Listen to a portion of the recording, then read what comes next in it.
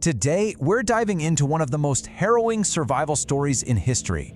It's a true account of human endurance pushed so far beyond its limits that it just sounds, well, it sounds unbelievable.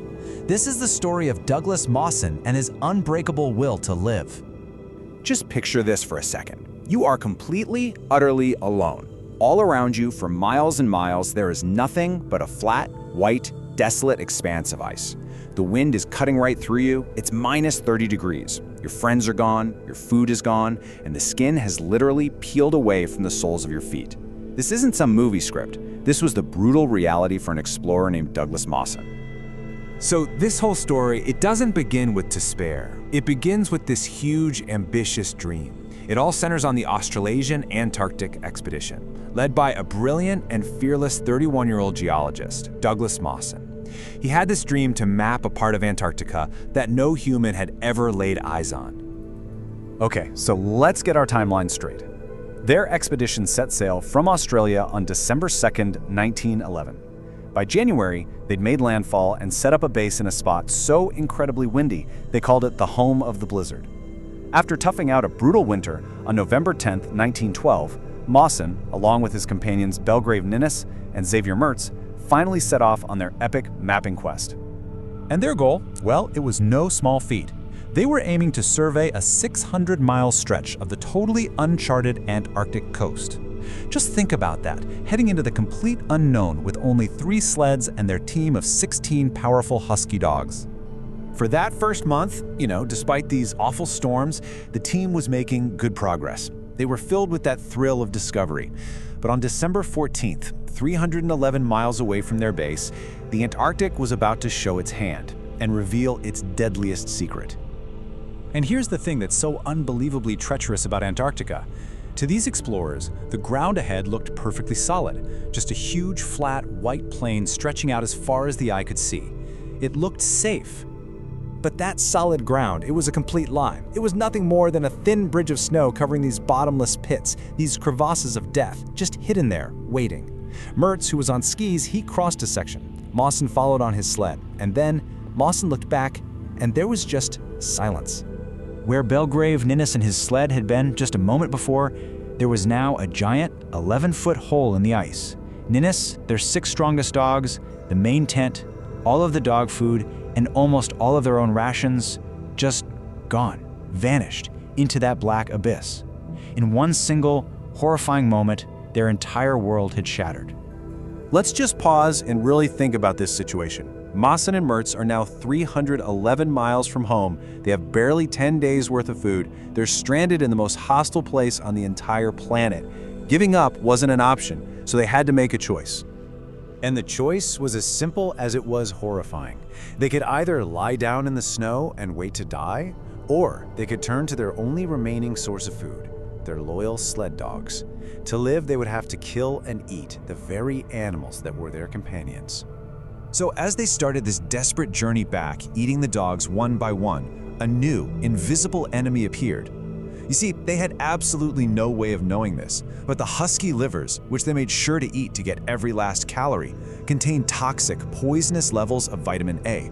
It's a condition we now call hypervitaminosis A, a silent poison. Their own food was poisoning them.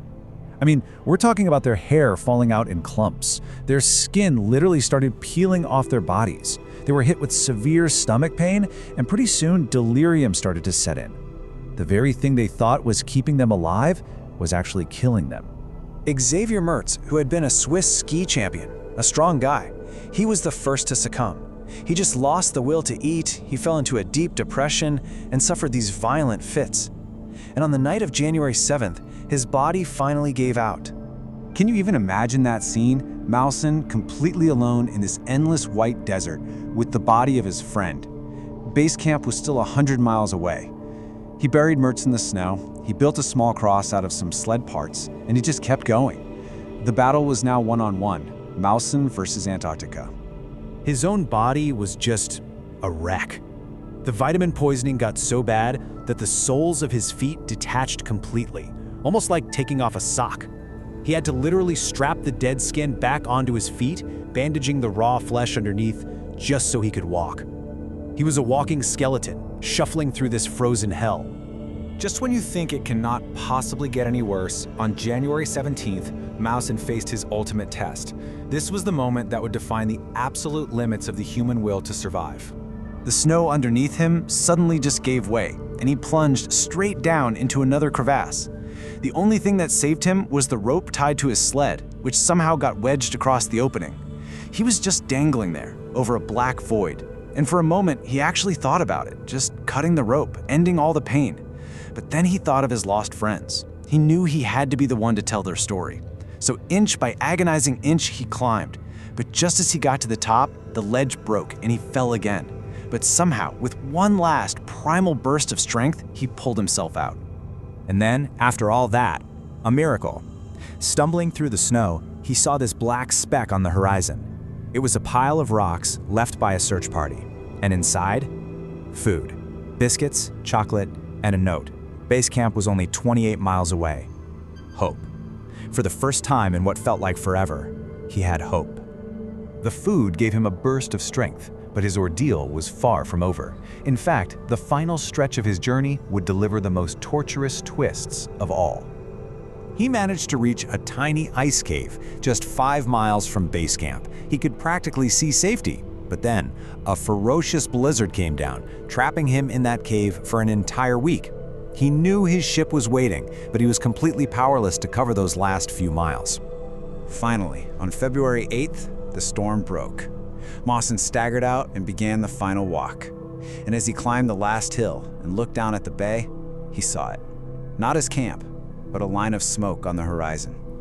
It was his ship, the Aurora, sailing away. They had given him up for dead. He just collapsed. After everything he had been through, he had missed his rescue by a matter of hours. But then he saw movement. The ship's captain had left 6 volunteers behind, just in case. They saw his skeletal figure, they ran to him, and they just couldn't believe their eyes. One of them actually asked him, "My God, which one are you?" But even after being rescued, the Antarctic wasn't done with him yet.